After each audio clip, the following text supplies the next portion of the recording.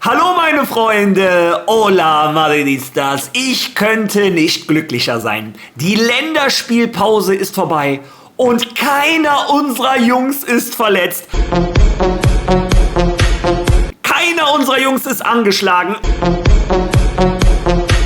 Alle sind auf dem Weg zurück nach Madrid. Im Gegenteil, diese Länderspielpause hat so viel Positives gebracht, dass einige Spieler mit so einem Selbstvertrauen in den Endspurt der Saison kommen, dass ich glaube, für Real Madrid ist in dieser Saison noch alles drin. Und ein Spieler sticht von allen heraus, hat natürlich den größten Traum seiner Fußballkarriere sich erfüllt. Herzlichen Glückwunsch an Arda Güler, herzlichen Glückwunsch an die Türkei. Die Türken gewinnen mit 1:0 und qualifizieren sich für die WM. Ja, und heute in diesem Video schauen wir uns die Länderspielergebnisse von gestern an.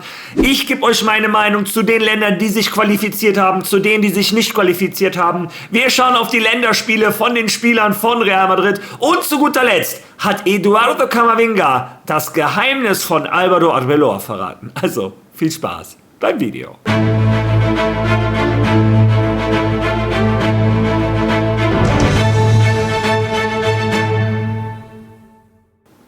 Ja, die zwei Gesichter des Fußballs. Nirgendwo sieht man etwas so sehr wie beim Finale zu einer WM-Qualifikation.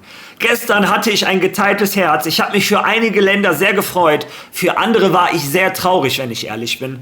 Ja, starten wir einfach mal los. Direkt das erste Ergebnis. Die größte Überraschung.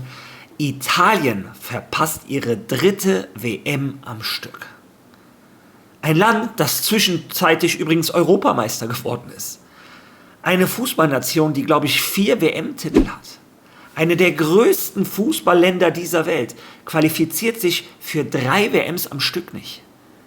Also wie gesagt, für jeden Italiener blutet mir das Herz. Aber in Italien muss sich einiges ändern. Ich komme aus einer Epoche, als ich aufgewachsen bin, wusstest du nicht wie, du wusstest nicht warum, aber du wusstest, Italien gewinnt das Ding am Ende irgendwie. Deutschland hatte, glaube ich, gefühlt bis vor ein paar Jahren noch nie gegen Italien in einem großen Wettbewerb gewonnen. Und für Spanien sah es nicht anders aus. Ich komme aus einer Generation von Buffons, von Tottis, von Del Pieros, ja, also Roberto Baggios etc., Maldini, Baresi, ich vergesse wahrscheinlich noch überragende Fußballer, Pirlo etc., ja, es ist traurig zu sehen, was aus einem Fußballland wie Italien geworden ist. Ich hoffe, dass die sich mal raffen und wieder mit der Jugendarbeit anfangen, denn so viel Potenzial wie Italien hat kaum ein anderes Land auf dieser Welt. Naja, trotz alledem, wenn man sieht, dass Bosnien-Herzegowina, was die da abfackeln hinterm Stadion, was da für eine Stimmung war, und wenn man sieht, dass ein Edin Dzeko mit so vielen Jahren dann noch so einen Fußball abliefert, ja, wie soll man sich nicht für Bosnien-Herzegowina freuen? Also, ja, Bosnien-Herzegowina qualifiziert sich für eine WM. Wenn man auch überlegt, was für ein kleines Land, wie wenig Einwohner, ja, absoluten Respekt. Ja, beim nächsten Spiel auch direkt eine Überraschung, nicht so groß, aber Tschechien schmeißt die Dänen aus der WM-Quali. Tschechien qualifiziert sich für eine WM. Dänemark war Favorit, war die spielstärkere Mannschaft. Die Tschechen haben es im Elfmeterschießen geschafft. Ich hätte mich für den Eriksen nochmal gefreut, aber die Tschechen haben es sich auf dem Platz anscheinend verdient. Ja, dann Kosovo gegen Türkei. Kosovo hat 1,1 Millionen Einwohner. Ich habe es nochmal nachgeschaut. Was die für einen Fußball gestern gespielt haben. Meinen absoluten Respekt. Und auch wenn gestern mein Herz für Arda Güler für die Türkei geschlagen hat, verstehe ich jeden Kosovaren, der mir sagt, Kosovo hätte es verdient. Die waren wahrscheinlich sogar die etwas bessere Mannschaft auf dem Platz. Aber so ist Fußball. Die Türkei hat nun mal die Qualität an Spielern. Die Türkei hat einen Arda Güler, der einen Kenan Yildiz findet. Der findet einen Kökçü, oder wie der heißt, ich spreche ihn falsch aus, aber der Typ war gestern für mich gefühlt der beste Mann auf dem Platz. Der von Beşiktaş, der früher bei Benfica war. Tolles Spiel. Und ausgerechnet Kerem, der nur gehatet wurde, macht dann das Tor. So muss es manchmal sein. Naja, wie gesagt, Qualität setzt sich durch. Trotzdem tut es mir für Kosovo leid. Umso mehr freut es mich für Arda Güler. Dann Schweden gegen Polen. Die Schweden setzen sich mit 3:2 durch. Eine Mannschaft wie Schweden, die in ihrer Gruppenphase kein Spiel gewonnen hatte. Die haben 2 Unentschieden geholt. Kosovo war Tabellenzweiter und Schweden kommt weiter, weil die bei der Nations League irgendwie in der Gruppe C, was weiß ich, da weiter oben waren. Ja, Viktor Gyökeres, ja, wie geht das? Macht in der 90. Minute das Tor. Ja, und Schweden ist bei der WM, wobei ich auch mal der Meinung bin, so eine Mannschaft wie Schweden gehört zur WM. Für mich ist das, ich bin einfach so aufgewachsen, vielleicht liege ich falsch. Ja, bin ich gespannt, was eure Eindrücke sind zu diesen Spielen. Lasst eure Meinung gerne in den Kommentaren, ob ihr auch der Meinung seid wie ich, dass man sich für Bosnien zum Beispiel freuen kann, aber dass einem Italien leid tut oder Kosovo leid tut. Ja, wie gesagt, vielleicht liege ich alleine da. Ja, Genug jetzt von der WM-Quali, kommen wir jetzt mal zu Real Madrid. Schauen wir uns die Spiele von unseren Jungs an. Das Spiel, was gestern schon nicht dabei war, erwähne ich dieses Mal. Um 18 Uhr hat die U19 von Spanien mit 3:0 gegen die Niederlande gewonnen. Thiago Pitarch mit einem Assist. Wieder wahrscheinlich der beste Mann auf dem Platz. Spanien ist bei der U19 EM dabei. Thiago Pitarch, wie ich euch gestern gesagt habe, hatte sich entschieden, der U19 zu helfen. Das hat Wirkung gezeigt. Die spanische U19 bei der EM. Die spanische U21 rund um Gonzalo Garcia gewinnt mit 2:0 gegen den Kosovo. Und Gonzalo Garcia macht das, was ein Gonzalo Garcia macht. Er macht das 1:0 in der 74. Minute, leitet den Sieg ein. Spanien macht spät in der 94. Minute dann noch das 2:0. Also Gonzalo Garcia kommt mit sehr viel Selbstvertrauen aus der Länderspielpause. 3 Tore in 2 Spielen. Naja, mal schauen, ob er Álvaro Arbeloa davon überzeugen kann, dass er ihn ein bisschen einsetzt. Dann kommen wir zu Marokko gegen Paraguay. Marokko gewinnt mit 2:1. Brahim Diaz hat die letzten 24 Minuten gespielt. Naja, er wurde von den marokkanischen Fans gefeiert und das ist schön zu sehen, nachdem er im Afrika-Cup-Finale den Elfer verschossen hat. Naja, jetzt haben sie den Afrika-Cup ja trotzdem gewonnen, wobei jetzt soll wieder aus Senegal Protest eingelegt werden. Ich verliere da den Überblick. Hauptsache, die marokkanischen Fans haben Brahim wieder gut behandelt. Danach, Fede Valverde spielt 90 Minuten gegen Algerien. Uruguay spielt 0:0. Fede Valverde wieder der beste Mann auf dem Platz. Allerdings, wie gesagt, 0:0. Hauptsache nicht verletzt. Ich glaube, Arda Güler gegen Kosovo, was soll ich sagen? Ich glaube, ich habe eben schon alles gesagt. Man hat den beiden Mannschaften die Nervosität angemerkt. Es ging hier um eine WM-Quali. Keiner wollte Fehler machen. Aber Kosovo war die etwas gefährlichere Mannschaft. Man hatte viel öfter die Sensation von Gefahr, wenn sie mal vom Tor waren. Wenn die Türken ihre PS auf den Platz bekommen haben, wenn die Nerven runtergefahren haben und ihre Qualität gezeigt haben, dann waren sie die bessere Mannschaft. Das muss man so sagen. Aber auch ein Arda Güler hat vielleicht nicht seinen besten Abend erwischt. Aber wenn er halt am Ball war, das macht halt den Unterschied. Er hat mit den Siegtreffer eingeleitet. Das hat er ja gegen Rumänien mit einem wunderbaren Assist auch schon gemacht. Also die Handschrift von Arda Güler war bei beiden Spielen zu sehen. Und ich freue mich darauf, ihn bei der WM zu sehen. Danach David Alaba gegen Südkorea. Österreich gewinnt 1:0. Alaba ist kurz vor Schluss eingewechselt worden, hat ein paar Minuten gespielt. Ja, die Zeit bei Real Madrid nähert sich beim Österreicher dem Ende. Ich sage immer wieder das Gleiche. Absoluten Respekt vor dem Fußballer Alaba, noch mehr Respekt vor der Person. Ich glaube, sein Charakter wird der Kabine fehlen. Trotzdem, naja, ich bin sehr dankbar für das, was David Alaba geleistet hat. Vielleicht kann er im Endspurt noch hier und da ein bisschen helfen. Dienhausen hat mit Spanien gegen Ägypten 0:0 gespielt. Dienhausen hat 90 Minuten durchgespielt. Ja, Spanien hat enttäuscht, aber was noch mehr enttäuscht hat als Spanien, sind die Fans. Im Stadion von Espanyol Barcelona wurden unter anderem so Gesänge gesungen wie „Wer nicht springt, der ist ein Moslem". Ja, und ich frage mich, wie hat Vinicius Junior das jetzt schon wieder provoziert? Spanien ist doch kein rassistisches Land. Spanien hat doch kein Rassismusproblem. Das ist doch nur Vini Junior. Die anderen schwarzen Spieler, die erleiden ja nicht das gleiche Schicksal. Ja, ich vermute mal, Vini Junior hat gestern für Ägypten gespielt. Anders kann ich es mir nicht erklären. Oder irgendwann muss die spanische Gesellschaft erklären, dass wir vielleicht doch ein Rassismusproblem haben. Spanien, einer der besten Spieler Spaniens, ist Moslem. Mit Lamine Yamal.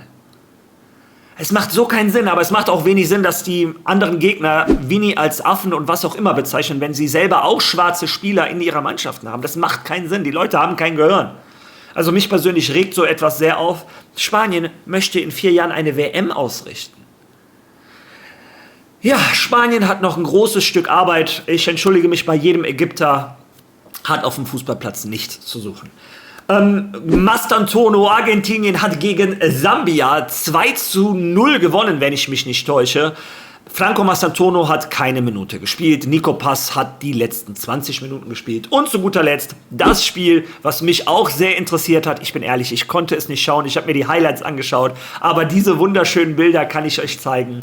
Brasilien gewinnt gegen Kroatien mit 3:1. Vini Junior mit einem überragenden Assist zum 1:0. Freut mich sehr für Vini. Der wird in Brasilien oft kritisiert, sehr hart kritisiert. Aber ja, gestern konnte er wieder mal sein Potenzial zeigen. Lässt 3 Gegner ins Leere rutschen, legt den Ball zurück. Danilo macht das 1:0. Danach macht Kroatien das 1:1. Und dann kommt eine Szene, über die ich heute sogar einen Short gemacht habe. Werdet ihr in meinen Shorts sehen oder bei TikTok, Instagram. Ich habe es auf allen 3 Plattformen veröffentlicht. Ja, Endrick, der gegen Frankreich schon 90 Minuten auf der Bank war, obwohl Brasilien ein Tor gebraucht hat. Gestern hat Ancelotti ihn endlich in der 76. Minute eingewechselt. Wurde auch Zeit beim Stand von 1:1. Und dieser Junge in diesen 24 Minuten provoziert eine gelbe Karte, holt den Elfmeter raus zum 2:1 und gibt den Assist zum 3:1. Dieser Junge ist ein tasmanischer Teufel. Dieser Junge ist ein Gamechanger.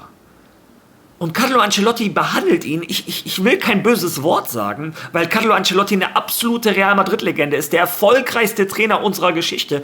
Aber er ist unfair zu Endrick. Und ich erkläre euch warum. Nicht nur, dass er ihn letzte Saison... Was hat er mit dem gemacht?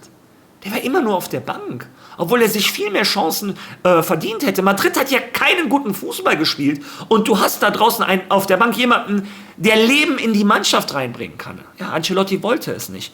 Jetzt musste er ihn quasi nach Brasilien nominieren, weil der in Frankreich alles zerschießt und die Medien haben Druck gemacht. Ja, und gestern, als Endrick den Elfmeter selber rausholt, möchte er natürlich sich seinen Platz für die WM sichern und schnappt sich den Ball und möchte den Elfmeter schießen in einem Freundschaftsspiel gegen Kroatien. Und Ancelotti sagt, nein, nein, nein, du schießt nicht. Gib den Ball ab an Igor Thiago. Also jetzt nichts gegen Igor Thiago. Aber ist Igor Thiago wirklich so viel besser als ein Endrick, damit ein Ancelotti ihn bei einem Freundschaftsspiel so bloßstellen muss? Es ist ein Freundschaftsspiel, selbst wenn der den verschießen sollte, was ich nicht glaube. Ja, der sah auch ein bisschen ratlos aus, der Endrick beim Elfmeterpunkt, hat den abgegeben, war der Erste, der mit Igor Thiago gefeiert hat, also so ist es nicht.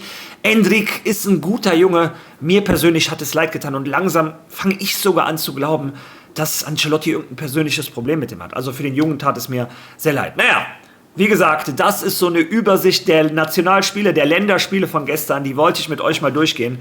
Ja, bin ich gespannt, was eure Sensationen, eure Eindrücke dazu sind. Wie gesagt, lasst eure Meinung gerne in den Kommentaren. Ja, kommen wir jetzt zu Real Madrid. Die hatten gestern ihre erste Trainingseinheit um 17 Uhr. Haben sie mit der Vorbereitung auf das Spiel am Wochenende gegen Mallorca begonnen. Gestern war dann die zweite Trainingseinheit, die lasse ich so ein bisschen laufen. Und ich habe tatsächlich gestern in meinem Video was vergessen. Ich wollte nämlich etwas zu Fran Garcia sagen. Ein Junge, der auf diesem Kanal sehr oft kritisiert wird. Es ist meine persönliche Meinung. Einige von euch sagen, der Junge ist super. Für mich persönlich hat er nicht die Qualität für Real Madrid. Aber wenn ich eine Sache an Fran Garcia nicht kritisieren kann, dann ist das seine Einstellung. Am Montag, am trainingsfreien Tag von Real Madrid, und ich erinnere euch dran, ein Álvaro Arbeloa hat die Jungs härter rangenommen, als ein Xabi Alonso das in den Länderspielpausen gemacht hat. Man könnte denken, die Spieler wollen jetzt endlich ihre Ruhe, wollen 2-3 Tage in Dubai oder wo auch immer chillen oder heutzutage wahrscheinlich eher vielleicht in Sevilla war der Ceballos etc. Ja, und an seinem freien Tag ist Fran Garcia als einziger nach Valdebebas gefahren und hat 5 Stunden trainiert. Ein Spieler, der kaum eine Chance bekommen hat, aber der jetzt seine Chance wittert. Ein Fran Garcia hat gegen Manchester City für seine Verhältnisse eine sehr anständige K.O.-Runde gemacht. Ein Mondi ist noch angeschlagen, ein Carreras sitzt nicht mehr so fest im Sattel. Ein Fran Garcia wittert seine Chance und ja, liefert 5 Stunden in Valdebebas ab. Sowas bedeutet mir als Madridista sehr viel. Das zeigt mir seinen Einsatzwillen, sein Engagement. Und auch, wenn ich den Fußballer hier und da kritisiere, oder von mir aus immer, es ist ja inzwischen schon ein Meme auf meinem Kanal, muss ich sagen, der Mensch Fran Garcia, absoluten Respekt, der Arbeiter Fran Garcia, absoluten Respekt an deinem freien Tag, dich 5 Stunden in Valdebebas abrackern. Ja, Respekt für Fran Garcia. Und wenn ich schon mal bei Respekt bin, ja, ich habe euch versprochen, dass wir uns über das Geheimnis von Arbeloa unterhalten. Das ist ein bisschen humorvoll gemeint. Ihr werdet gleich verstehen, warum. Wenn wir überlegen würden, welcher Spieler unter Álvaro Arbeloa wahrscheinlich am meisten gelitten hat oder am meisten verloren hat, wenn man das so sagen möchte, dann müssen wir über Eduardo Camavinga reden. Ein Spieler, wo alle gesagt haben, jetzt wo Bellingham weg ist, wird Eduardo Camavinga endlich seine Chancen bekommen, wird zeigen, was für ein Fußballer der ist, wird seine Chance kriegen, sich bei Real Madrid durchzusetzen. Aber denkst du, ein Arbeloa hat einen 18-jährigen Thiago Pitarch sich gepackt und hat ihm jede Minute spielen lassen oder von Anfang an starten lassen. Ein Eduardo Camavinga saß auf der Bank, während ein Thiago Pitarch alles gespielt hat. Und jeder könnte jetzt denken, ein Eduardo Camavinga ist sauer, ist angepisst, verbreitet schlechte Laune in der Kabine und versucht, dass seine Freunde Vini etc. gegen Thiago Pitarch giften oder irgendwie sowas. Ja, davon nichts zu sehen. Gestern wurde ein Camavinga, der durch diese schlechte Phase bei Madrid, seine Karten für die WM sehen auch immer schlechter aus für Frankreich, das darf man auch nicht vergessen. Er wurde gestern in einem Interview gefragt, wie ist es unter Álvaro Arbeloa? Ja, und ich bitte nicht nur darauf, auf die Worte zu achten, was ein Camavinga sagt, darüber unterhalten wir uns gleich, aber auch auf seine Gesten, auf sein Lächeln, auf seine Art. Ja, hört euch das mal an. Wie gesagt, läuft es bei euch jetzt definitiv besser. Arbeloa ist auch da. Was hat sich unter ihm verändert? Was gefällt dir am Spiel mit ihm? Ich glaube, er hatte so einen ähnlichen Geist wie Ancelotti, weil er uns viel Freiheit ließ auf dem Spielfeld und sogar abseits des Spielfelds. Er ist wirklich jemand, der sich auch mit dem Spieler unterhält. Manchmal brachte er nach dem Training ein kleines Geschenk mit, ein paar, Etwa materielle Dinge? ja, ab und zu mal Donuts. Donuts? Ja. Du darfst Donuts essen. Manchmal, wissen Sie, manchmal. Manchmal darf man sich ruhig mal eine Ausnahme gönnen. Das ist also das Geheimnis. Ja, manchmal, Donuts. ja, wie Spekulatius. Aha. Spekulatius. Und Oreo auch manchmal. Aber ja, er hat einfach eine gute Einstellung und ich denke, das hilft uns auch, denn wenn die Stimmung im Team gut ist, dann werden die Dinge auf dem Spielfeld noch einfacher. Wie sympathisch kannst du sein? Eduardo Camavinga sagt ja. Also zunächst einmal die Anekdote mit Arbeloa, die hatte ich tatsächlich vor über einer Woche schon in El Chiringuito gehört. Aber Camavinga hat das gestern nochmal klar gemacht, wenn Real Madrid gewinnt, als Belohnung kommt ein Arbeloa, macht einen am nächsten Tag auf Kellner und bringt da Donuts, Spekulatius und Oreo etc. für die Spieler. Das ist bei den Spielern so ein Insider-Joke anscheinend schon geworden. Arbeloa hat das bei Real Madrid Castilla auch gemacht. Es kommt gut an. Also, ein Arbeloa muss natürlich so eine strenge Linie finden zwischen ich bin zwar eurer Boss, aber wir können trotzdem auch cool miteinander sein. Also, eine schöne Aktion. Und es ist auch lustig zu denken, so Fußballer von Real Madrid, Multimillionäre, die brauchen nie wieder vernünftig arbeiten. Die haben Geld, die können sich Bäckereien kaufen. Aber denen macht das natürlich Spaß, wenn ihr Trainer denen da ein Croissant auf die Trainingsbank bringt. Und wie gesagt, das schafft gute Stimmung. Und diese Positivität, die merkt man auf dem Platz. Aber diese Positivität kann nur entstehen, wenn es Leute gibt mit dem Charakter von dem Eduardo Camavinga. Jemanden, dem die Chance seines Lebens gerade vor der Nase vielleicht weggeschnappt wurde und der trotzdem mit einem Lächeln da ist und kein schlechtes Wort über Arbeloa verdient, der einen Thiago Pitarch noch unterstützt. Also ihr wisst gar nicht, wie hoch mein Respekt für Camavinga jetzt noch einmal gestiegen ist. Also ich war vorher schon ein Fan, jetzt bin ich Gänsehaut-Fan von Camavinga. Und meiner Meinung nach wäre es charakterlich ein Fehler, Camavinga zu verkaufen.